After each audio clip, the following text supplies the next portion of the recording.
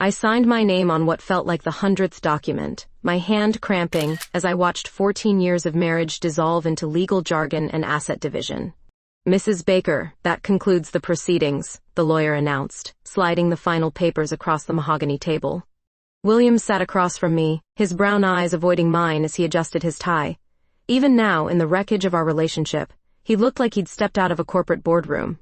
"Congratulations on your freedom," he muttered, his voice dripping with sarcasm. I wanted to throw the pen at his smug face, but instead I gathered my purse and walked out of that sterile office into the Bakersfield heat. Freedom.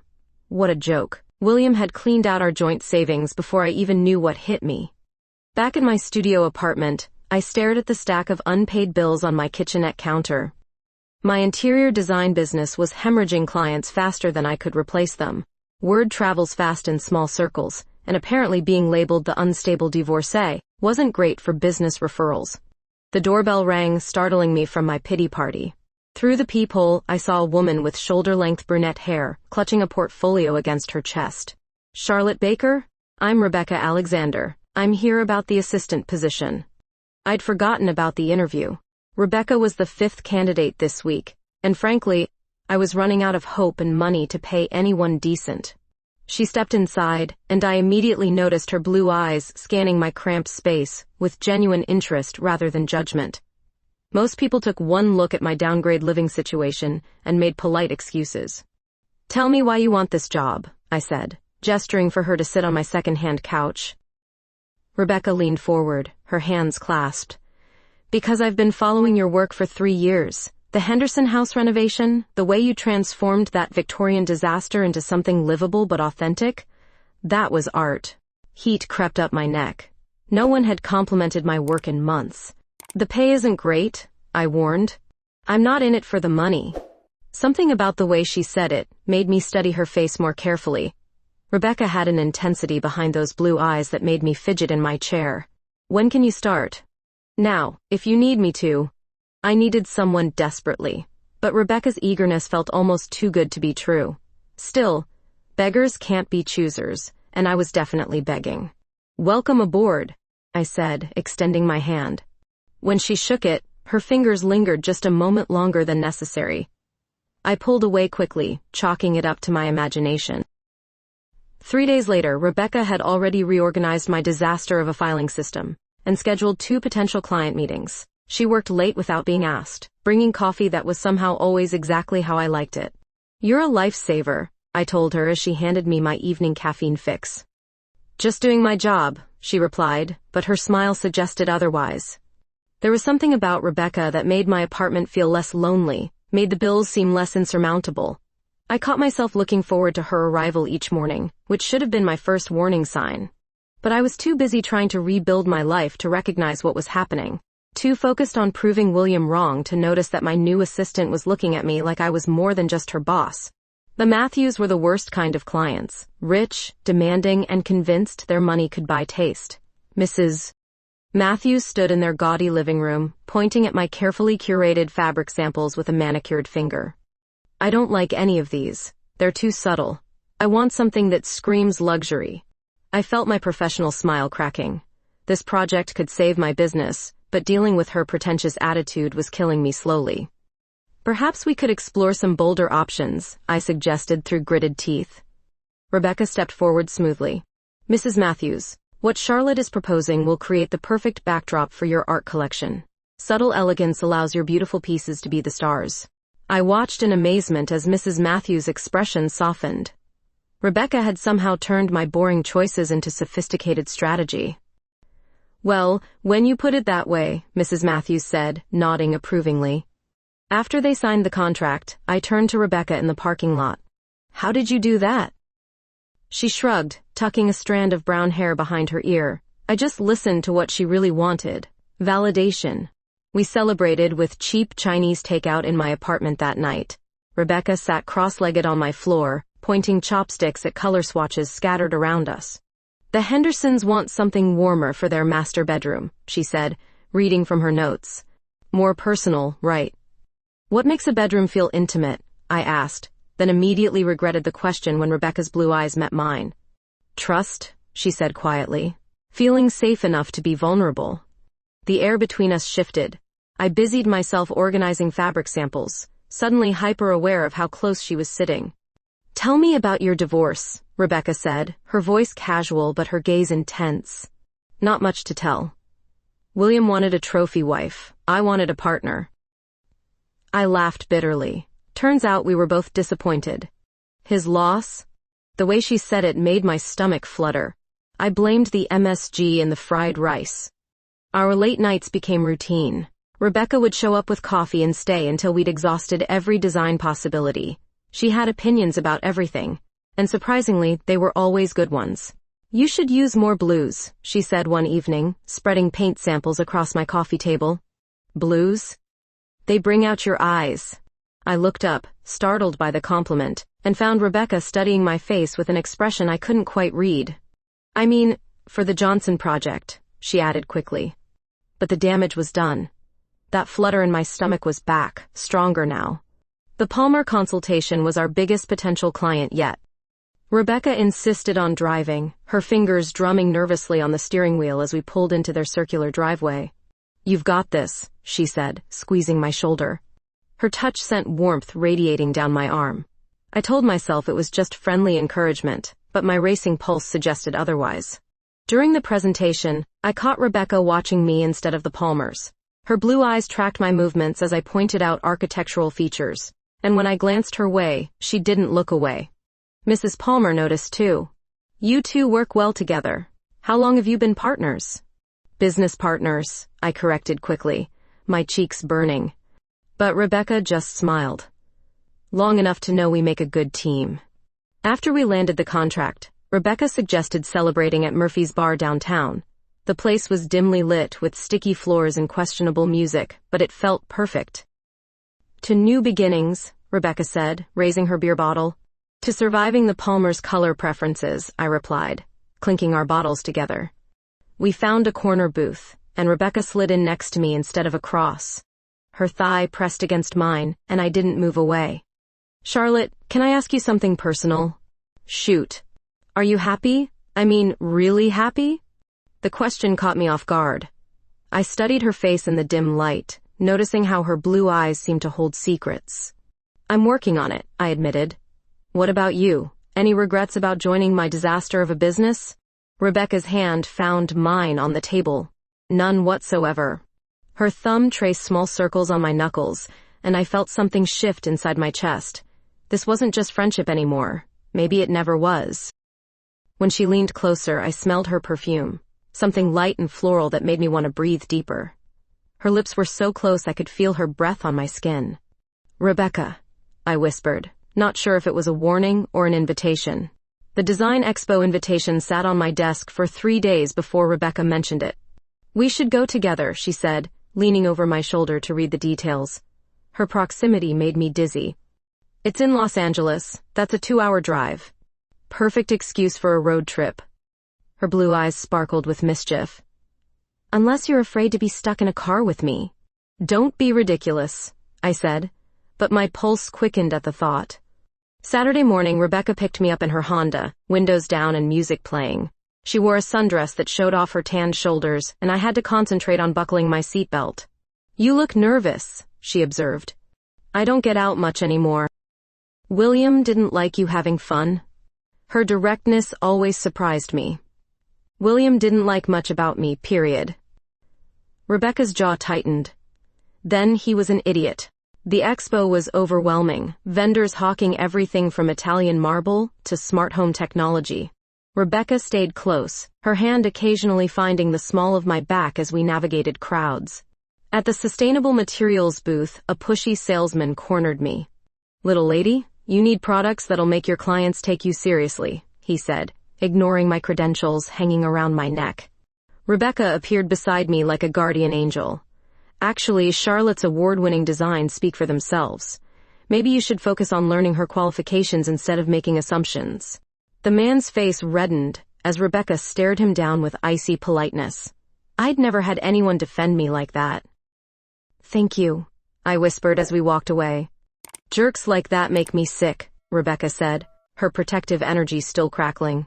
"Where did you learn to handle people like that?" She shrugged. Practice. Being a woman in any business means dealing with idiots who think we need their validation. We spent the afternoon collecting samples and business cards. Rebecca had opinions about everything, and I found myself caring more about her reactions than the actual products.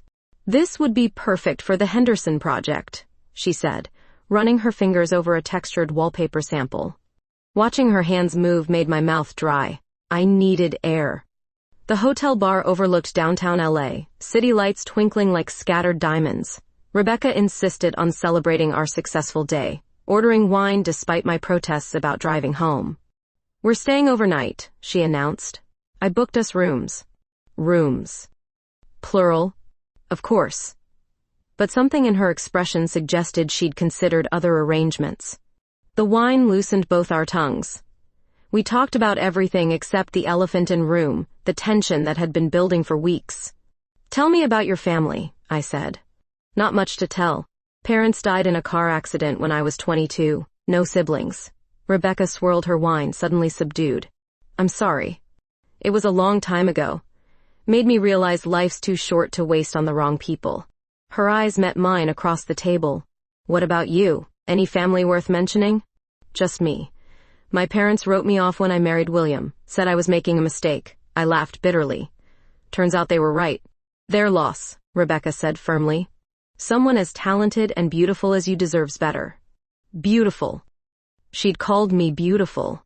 The wine made me bold. Rebecca, are you flirting with me? She leaned forward, her voice dropping to a whisper. Would that be a problem? My heart hammered against my ribs. I don't know what I'm doing anymore. Neither do I, she admitted. But I know how you make me feel. How's that? Like I've been holding my breath my whole life, and you're the first person who makes me want to breathe. The confession hung between us like a bridge I wasn't sure I was brave enough to cross. Rebecca reached across the table, her fingers intertwining with mine. Charlotte, I need you to know something. What? This isn't casual for me. You're not some experiment or rebound. You're the first person who's ever made me feel like this. Before I could respond, she leaned across the narrow table. Her lips brushed mine, soft and questioning. I should have pulled away. Should have reminded her I'd just gotten divorced, that I'd never kissed a woman before, that this was complicated beyond belief. Instead, I kissed her back. Her mouth was warm and tasted like wine and possibility. When she pulled away, I felt dizzy. I should go to my room, I whispered. You should, Rebecca agreed, but neither of us moved. This is crazy. Completely insane, she said, stealing another quick kiss. We sat there like teenagers, holding hands and stealing glances, both knowing everything had just changed between us. I couldn't sleep that night, staring at the hotel ceiling while replaying Rebecca's kiss over and over. 38 years old, and I'd never felt anything like that electric jolt when her lips touched mine. What the hell was happening to me?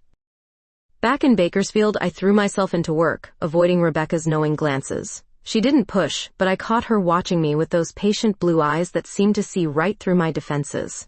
You're quiet today, she observed, setting coffee on my desk. Just thinking about the Morrison project. Liar.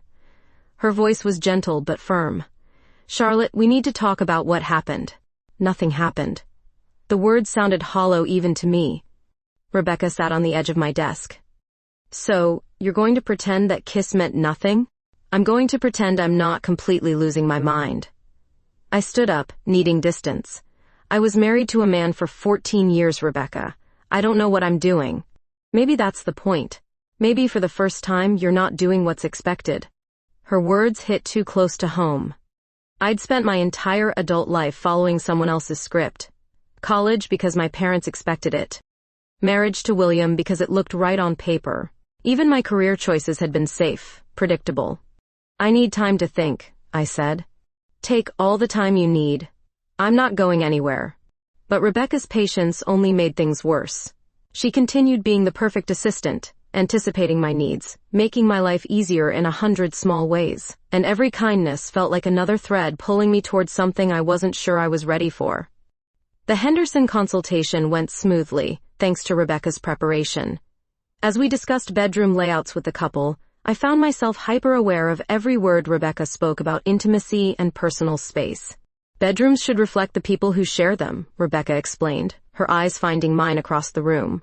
They should feel like a sanctuary where you can be completely yourself. Mrs. Henderson nodded enthusiastically. That's exactly what we want. A space where we don't have to perform for anyone. After the Hendersons left, Rebecca helped me pack fabric samples. Her fingers brushed mine as we reached for the same swatch, sending familiar heat up my arm. Rebecca, I started, but she stepped closer. Tell me you don't feel this, she whispered. Tell me I'm imagining the way you look at me. I couldn't lie anymore. I feel it. I just don't know what it means. It means we have something worth exploring. What if I can't do this? What if I'm too damaged from William? Rebecca's hand cupped my cheek. Then we'll figure it out together. The vulnerability in her voice broke something loose in my chest. This woman, this beautiful, patient woman, was willing to take a chance on complicated, confused me. I've never been with a woman before, I admitted. I know. I might hurt you. You might. I'm willing to risk it. Her courage humbled me. Before I could second-guess myself, I leaned in and kissed her. This time I didn't pull away when her arms wrapped around me. This time I let myself melt into her warmth. She tasted like hope and possibility, and I wanted to drown in the feeling. Come home with me, I whispered against her lips. Are you sure? No. I wasn't sure of anything except that I couldn't keep fighting this pull between us. I'm sure I want to try. My apartment felt different with Rebecca inside it, smaller but also more intimate. She moved through my space like she belonged there, touching things gently, respectfully. I brought wine, she said, producing a bottle from her bag. In case we needed liquid courage. Definitely need it. We sat on my couch, the bottle between us like a peace offering. The wine made me bold enough to ask the question that had been haunting me. How do you know? About yourself, I mean. Rebecca smiled. I've always known I was different. In college, while my friends were obsessing over boys, I was fascinated by my art professor. Beautiful, brilliant, completely unattainable. Did you tell her? Eventually. Right before graduation, I worked up the courage to confess my feelings. Pain flickered across Rebecca's face. She was kind about it. Said she was flattered but already committed to someone else. Her girlfriend. That must have hurt. It did. But it also taught me that hiding from yourself only leads to pain. Rebecca set down her wine glass and turned to face me fully. Charlotte, I don't want you to do anything you're not ready for. I don't know if I'll ever feel ready. But I know I can't keep pretending this thing between us doesn't exist. When she kissed me again, deeper this time, I stopped thinking and started feeling. Her hands were gentle but sure, and for the first time in years, I felt desired rather than tolerated. But even as I surrendered to her touch, part of me remained terrified. What did this mean for my carefully rebuilt life? What would people think? What would William say if he found out? The questions crowded my mind until I had to pull away, gasping. I can't, I said, panic rising in my throat. I'm sorry, I just can't. Rebecca's face fell, but she didn't argue. She gathered her things quietly while I stood there feeling like the world's biggest coward. Take all the time you need, she said at the door. I'll be here when you're ready. After she left, I sat alone in my apartment, the taste of her still on my lips and the echo of her patience ringing in my ears. Monday morning felt like walking through a minefield. Rebecca arrived with coffee and acted completely professional, but I caught the careful way she avoided looking directly at me. The Anderson project needs final approval, she said, placing files on my desk. Thanks. We danced around each other for 3 hours before I couldn't stand it anymore. Rebecca, about Saturday night. You don't owe me any explanations, she said, still not meeting my eyes. Yes, I do. Sit down, please. She perched on the edge of the chair across from my desk, guarded and beautiful.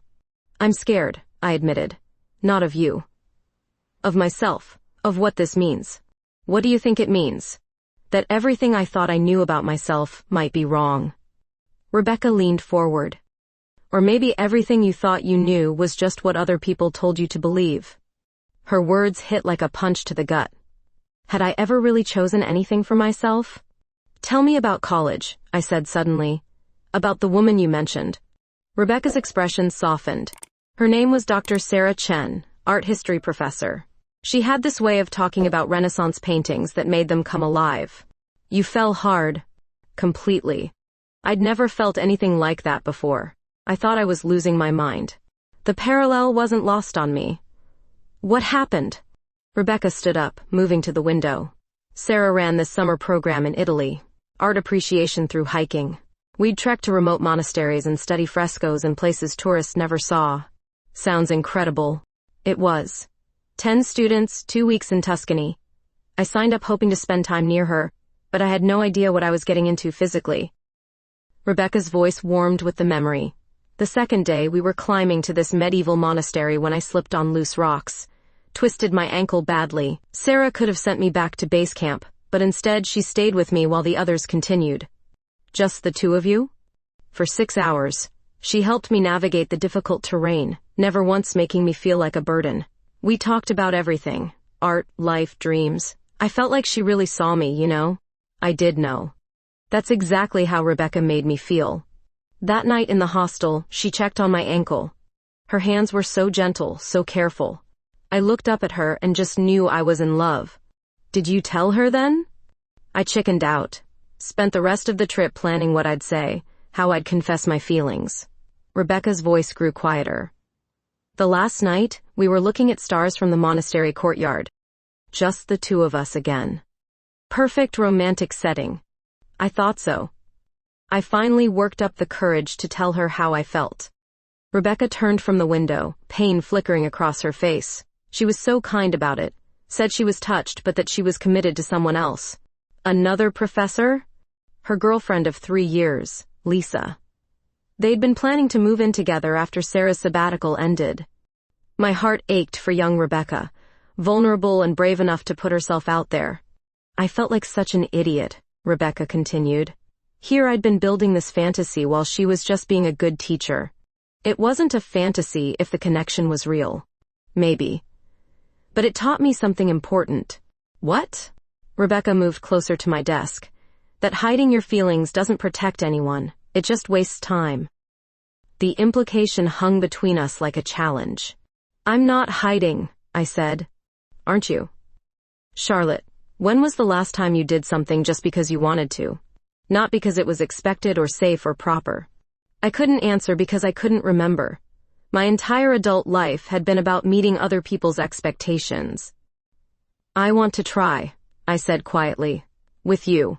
But I need you to be patient with me. Rebecca's face lit up. I've been patient for 35 years. I can wait a little longer. Come here, I said. She walked around the desk, and I stood to meet her. This time when I kissed her, I didn't think about anything except how right it felt to have her in my arms. I need to know something, I whispered against her lips. Anything. Are you attracted to men at all? Rebecca shook her head. Never, not once. I figured out pretty early that I was only interested in women. How early? High school. While my friends were swooning over boys, I was noticing their older sisters. Her certainty amazed me. I wish I'd had your clarity. You have it now. That's what matters. When she kissed me again, deeper this time, I felt something shift inside my chest. Not just attraction, but recognition. Like I'd been waiting my whole life to feel this way. Rebecca? Yeah? I think I'm falling for you. Her smile was radiant. I've already fallen. We held each other in the afternoon sunlight streaming through my office windows, and for the first time since my divorce, I felt like I was exactly where I belonged. So, what happens now? I asked. Now we figure it out together. I have no idea what I'm doing. Neither did I with Sarah. But this is different. How? Rebecca pulled back to look at me. Because this time, the feeling is mutual. The honesty felt liberating. I'd spent so many years pretending with William, going through the motions of a marriage that satisfied neither of us. With Rebecca, pretense seemed impossible. Tell me about William, she said as we worked late that Thursday, Chinese takeout containers scattered between fabric samples. What do you want to know? What made you marry him? I considered the question seriously. Security, I guess. He was successful, stable, wanted the same things I thought I wanted.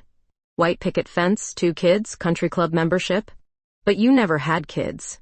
William kept saying someday, and I kept believing him. Turns out someday never comes when you're with the wrong person. Rebecca set down her chopsticks. Did you love him? I thought I did. But looking back, I think I loved the idea of him more than the actual man. What's the difference? The idea of William was perfect on paper. The real William criticized my cooking, hated my friends, and made me feel like I was never quite good enough. Rebecca's jaw tightened. He sounds like a jackass. He is. But I stayed because leaving felt scarier than staying. What changed? I met her eyes across the takeout containers. I realized I was dying inside, becoming someone I didn't recognize. And now? Now I feel like I'm waking up after a long sleep. Rebecca reached across the table, her fingers finding mine. What does that feel like? Terrifying, exhilarating, like I'm finally becoming myself. The Henderson bedroom project was our most intimate assignment yet. Mrs. Henderson wanted something romantic but not overly feminine, while her husband preferred darker, more masculine elements. How do we balance both their needs? Rebecca asked, studying the room's dimensions. The same way any couple does. Compromise and communication. Sounds like you speak from experience. Unfortunately, yes. William and I never figured out that balance. Rebecca moved to the window, testing the natural light. What would your ideal bedroom look like? The question caught me off guard. I've never really thought about it. Think about it now. I closed my eyes, trying to imagine a space that felt truly mine. Soft colors maybe.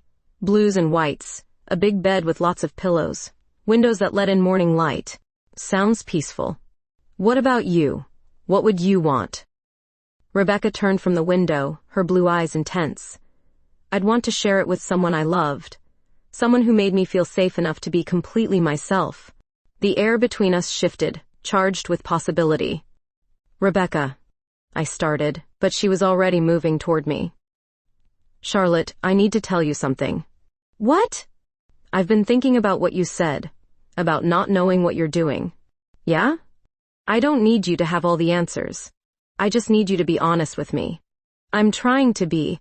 I know. And I need to be honest with you too. She stood close enough that I could smell her perfume, that light floral scent that made my pulse quicken. I want you, she said simply. Not just as a friend or business partner, I want to be with you. My heart hammered against my ribs. Rebecca, I know you're scared. Hell, I'm scared too. But I'm more scared of not trying than I am of getting hurt. Her courage humbled me. This beautiful, patient woman was willing to risk everything for something that might not work out. I want that too, I admitted. I'm just not sure how to be what you need. You don't have to be anything except yourself. When she kissed me, it was different from before. More certain, more claiming. I kissed her back with months of suppressed longing, my hands finding the soft skin of her neck. Come home with me, I whispered against her lips. Are you sure? I'm sure I can't keep fighting this. That night, we took things slowly. Rebecca seemed to understand that I needed time to process each new sensation, each unfamiliar intimacy. We talked between kisses, sharing stories and fears and dreams. I never felt this way with William, I confessed as we lay together afterward. How does it feel? Like I've been holding my breath for 14 years and can finally exhale. Rebecca's arms tightened around me. No regrets? None. You? Only that it took us this long to get here. Thunder rumbled outside my bedroom window, and I felt Rebecca tense. I should go, she said. Stay. Please. She looked at me with surprise. Are you sure? I'm sure I don't want to be alone tonight. The storm hit just as we were drifting off to sleep, rain lashing against the windows and lightning illuminating the sky. Rebecca pulled me closer, and I felt safer than I had in years. In the morning, I woke to find her making coffee in my kitchen, wearing one of my oversized shirts. The sight made my chest tight with unexpected emotion. Morning, she said, handing me a steaming mug. Morning. How did you sleep? Better than I have in months. She studied my face. How are you feeling? Different. Good different. No second thoughts? I considered the question seriously. Everything about this was new territory, but it felt right in a way my marriage never had. No second thoughts, I said, reaching for her hand. But I need to ask you something. Anything. Where do we go from here? Rebecca's smile was radiant. Wherever you want, as long as we go together. The next few weeks felt like living in a beautiful secret. Rebecca would arrive at my office with coffee and stolen kisses, her hand lingering on mine as she handed me files. Every accidental touch sent electricity through my system. We're terrible at being discreet, she whispered one afternoon, her fingers grazing my wrist as we reviewed client proposals. The Henderson appointment ran late, I said, which was true. What I didn't mention was that we'd spent 20 minutes making out in their empty house like teenagers. Charlotte, are you happy? Rebecca asked, settling into the chair across from my desk. Happier than I've been in years. You? I feel like I'm living in a dream I'm afraid to wake up from. Our stolen moments became more frequent, more intense.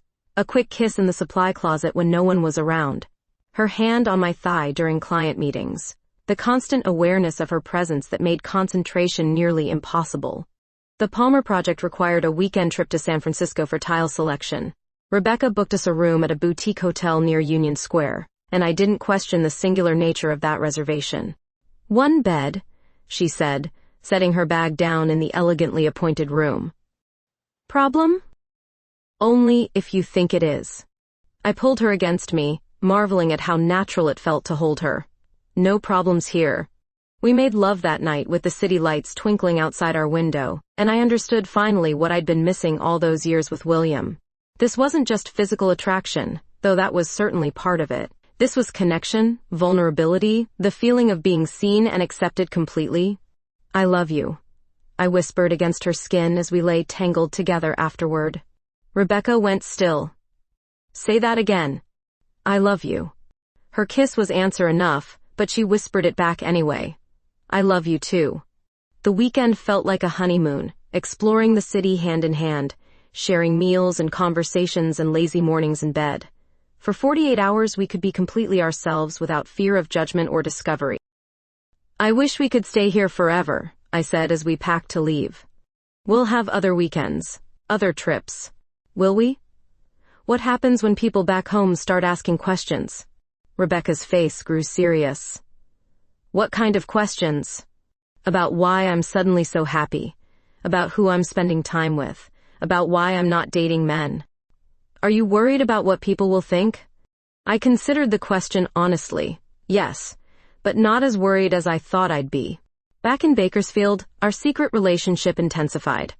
Rebecca would find excuses to stay late at the office, her hands exploring my body with increasing confidence. We learned each other's rhythms, preferences, the small sounds that meant we were doing something right. You're glowing, my neighbor Mrs. Garcia observed one morning as I collected my mail. Good skincare routine, I replied, but my cheeks burned. The lies were getting harder to maintain. Rebecca suggested dinner at her apartment, and I found myself in her space for the first time. It was beautifully decorated, artistic without being pretentious, and it smelled like her. I've been thinking, she said, pouring wine as I studied her photography collection, about us, this secrecy, how long we can keep it up. My stomach tightened. Having second thoughts? The opposite. I want more, Charlotte. I want to take you out to dinner in public. I want to hold your hand without looking over my shoulder. I want to introduce you as my girlfriend, not my boss. The word girlfriend made my pulse race. I want that too. But I'm scared. What if this ruins everything? My business, my reputation, what's left of my friendships? Rebecca set down her wine glass. What if it doesn't? What if being authentic actually improves your life? You make it sound simple. Maybe it is. Maybe we're the ones making it complicated. She was right, but that didn't make the fear any less real. I'd spent 38 years playing by certain rules, and breaking them felt like jumping off a cliff without knowing if there was water below. Give me a little more time, I said. I need to figure out how to do this. Rebecca nodded, but I caught the flicker of disappointment in her eyes. That night, we made love with a desperate intensity that left us both breathless. I tried to memorize every detail, every sensation, as if I were afraid it might disappear. Don't overthink this, Rebecca whispered as we lay together in the darkness of her bedroom. I can't help it. It's who I am. No, it's who you've been trained to be. There's a difference. Her words followed me home and haunted my dreams. Was she right? Had I been so conditioned to seek approval that I'd forgotten how to trust my own instincts? The answer came 2 days later when Rebecca didn't show up for work. No call, no text, just empty silence where her presence should have been. I tried her phone repeatedly, worry gnawing at my stomach. Finally, at noon, she appeared in my doorway looking exhausted. Where have you been? I was worried sick. I needed to think, she said, not quite meeting my eyes. About what? About whether I can keep doing this. Pretending we're just business partners when what I feel for you is so much more than that. My heart stopped. Rebecca, please don't do this. I'm not breaking up with you, Charlotte. I'm asking you to choose. Choose what? Me, us. A real relationship instead of stolen moments and guilty secrets. The ultimatum hung between us like a sword waiting to fall. I wanted to say yes, to choose love over fear, but the words stuck in my throat. I need time, I whispered. Rebecca's face crumpled. How much time? I don't know. She gathered her things silently, and I watched the woman I loved walk away, not knowing if she'd come back. 3 days without Rebecca felt like 3 years. My apartment echoed with her absence, and I caught myself reaching for my phone to text her a dozen times before remembering she wasn't speaking to me. I was drowning my sorrows in bad takeout when someone knocked on my door. Through the peephole, I saw William, looking as perfectly groomed as ever in his expensive suit. We need to talk, he said, when I reluctantly opened the door. About what? The divorce is final. About your little phase. His brown eyes were cold, calculating. I know about Rebecca. My blood turned to ice.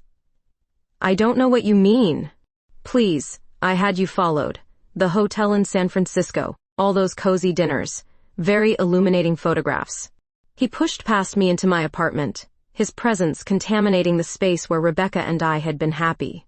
What do you want, William? I want my wife back. I stared at him in disbelief. Your wife? You cleaned out our bank accounts and left me with nothing. I was angry. We can work through this. There's no this to work through. We're divorced. William's expression hardened. Charlotte, you're having a breakdown. This lesbian fantasy is just your way of acting out. It's not a fantasy. Isn't it? You've never shown any interest in women before. This is clearly some sort of midlife crisis. His certainty enraged me. You don't know anything about who I really am. You never did. I know you better than anyone. This Rebecca person is taking advantage of your vulnerability. Rebecca loves me. William laughed, a harsh sound that made my skin crawl. Love? She's your employee, Charlotte. She's using you. Get out.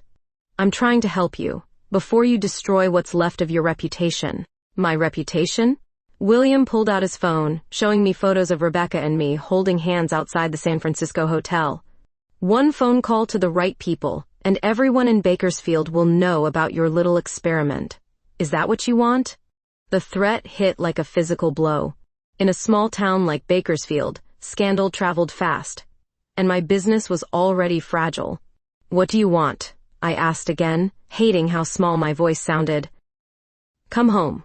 We'll say you were having a breakdown after the divorce. Get you some therapy, fix this problem. Rebecca isn't a problem to be fixed. She's a phase, an unhealthy coping mechanism. But I'm willing to forgive and forget if you end this nonsense now. I looked at my ex-husband, this man who'd controlled and diminished me for 14 years, and felt something crack inside my chest. Not my heart breaking, but something harder. My spine maybe, my resolve. No, I said quietly. Excuse me? I said no. I won't come back to you. I won't pretend Rebecca was a mistake. William's face darkened. You're making a huge error, Charlotte. I'm offering you a way back to respectability. I don't want your version of respectability. Then you'll lose everything. Your business, your few remaining friends, any chance at a normal life? Maybe. But I'll have my integrity. William pocketed his phone, straightening his tie. You have 24 hours to reconsider. After that, those photos go public. After he left, I sat on my couch staring at nothing.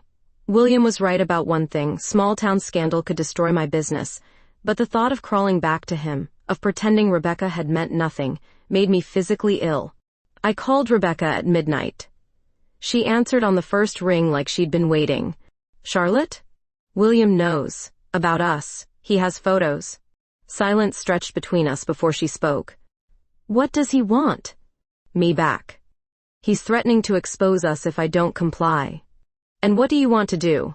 The question hung in the air, loaded with possibility and fear. "I want to tell him to go to hell," I admitted. "But I'm scared of losing everything."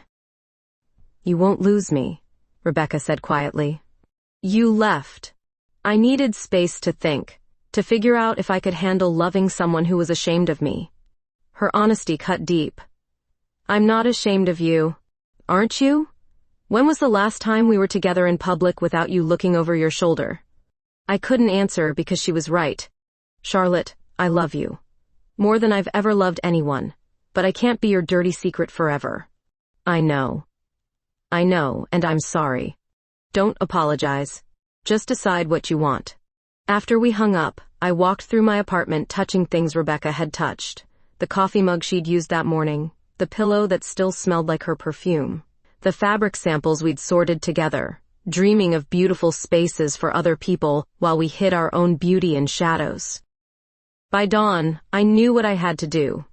I called William at his office, knowing he'd be there early, always the dedicated businessman. "Have you reconsidered?" he asked without preamble. "Yes. I've decided you can publish whatever photos you want." "Charlotte, don't be stupid." "I'm done being stupid, William. I spent 14 years being the woman you wanted instead of the woman I am. I won't make that mistake again. You'll regret this. The only thing I regret is wasting so much time with you." I hung up before he could respond, my hands shaking but my heart steady. Then I called Rebecca.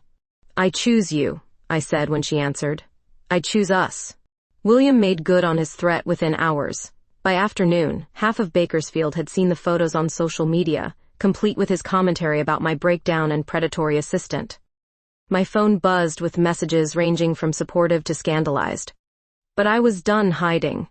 "I have an idea," Rebecca said when she arrived at my apartment that evening. "The Design Excellence Awards are next week." "Cancelled. Too much scandal." "Don't cancel. Use it. Make a statement." "What kind of statement?" Rebecca's blue eyes sparkled with mischief. "The kind that shows everyone who you really are." The awards ceremony was Bakersfield's biggest design industry event. Everyone would be there, including potential clients and my harshest critics. It was either career suicide or redemption. "You want me to come out publicly at the awards?" "I want you to live authentically. The rest is just details." We spent a week preparing. I submitted my latest project photos, including the Henderson bedroom that had brought us together. Rebecca helped me write a speech that was honest without being defensive. "Remember," she said the night before, "you're not apologizing for who you are." The ceremony was held at Bakersfield's historic theater. I wore a navy dress that brought out my eyes, while Rebecca stunned in emerald green. We arrived together, hands clasped, ignoring the whispers that followed us. William was there with his new girlfriend, a blonde 20-something, who looked like she'd stepped out of a catalog. He smirked as we passed, confident he'd destroyed me. Charlotte Baker, the announcer called as I won the Residential Design Excellence Award for the Henderson project. I walked to the podium on shaking legs, Rebecca's encouraging smile my anchor in the sea of faces. "Thank you," I began, my voice stronger than I felt. "When I started this project, I thought I was just designing a bedroom, but it became something more. It became a lesson in authenticity." The room was dead silent. The Hendersons wanted a space where they could be completely themselves. No pretense, no performance, just truth. While working on their project, I realized I'd never had that kind of space in my own life. I found Rebecca in the audience, her eyes bright with tears. I spent years designing beautiful spaces for other people while hiding who I really was. But authentic design, like authentic living, requires courage. It requires being willing to show your true self, even when it's scary. Murmurs rippled through the crowd. "My assistant Rebecca Alexander isn't just my business partner. She's the love of my life. She taught me that hiding from yourself only leads to hollow victories and empty rooms." The murmurs grew louder. I saw William's face redden with rage. To anyone struggling with authenticity, in design or in life, I say this: the most beautiful spaces come from truth, the most meaningful relationships come from courage, and the most successful businesses come from integrity. I raised my award, finding Rebecca's face in the crowd. This award represents more than good design. It represents the courage to build something real. The applause started slowly, then built to a roar. I saw Mrs. Henderson dabbing her eyes, several colleagues nodding approval, and young designers looking inspired. But most importantly, I saw Rebecca moving through the crowd toward me, her smile radiant. "That was incredible," she whispered when she reached the stage. "Kiss me," I said, loud enough for the nearby microphone to catch. "Here? In front of everyone?" "Especially in front of everyone."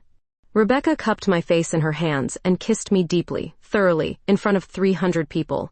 The crowd erupted in cheers and applause.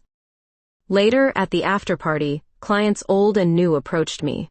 Some were curious, others supportive. A few young designers thanked me for my courage. "You've got guts," Mrs. Palmer said, shaking my hand. "That's what I want in my designer." Even some of William's allies seemed impressed by my honesty. His girlfriend looked embarrassed by his obvious bitterness. "How does it feel?" Rebecca asked as we finally headed home. "Terrifying, liberating, like I can finally breathe." "Any regrets?" "Only that it took me so long to get here." 6 months later, Rebecca and I moved in together, combining our belongings in a space that finally felt like home. My business was thriving, bolstered by clients who appreciated authenticity over conformity. "I have something for you," Rebecca said one evening, producing a small wrapped box. Inside was a key on a simple chain. To what? Our future. I bought the building downtown, space for an expanded design studio downstairs, apartment upstairs. I stared at the key, overwhelmed by the gesture. "Rebecca, I can't let you..." "You're not letting me do anything. We're building this together." "Partners?" "In everything." I pulled her close, marveling at how perfectly she fit in my arms. "I love you. I love you too." "Ready for the next adventure?" Looking around our first shared space, filled with beautiful things and even more beautiful possibilities, I realized I'd finally found what I'd been searching for without knowing it. Not just love, but partnership. Not just acceptance, but celebration. "Ready," I said, and meant it completely. Outside, Bakersfield glittered in the evening light, full of promise and new beginnings. For the first time in my life, I couldn't wait to see what came next.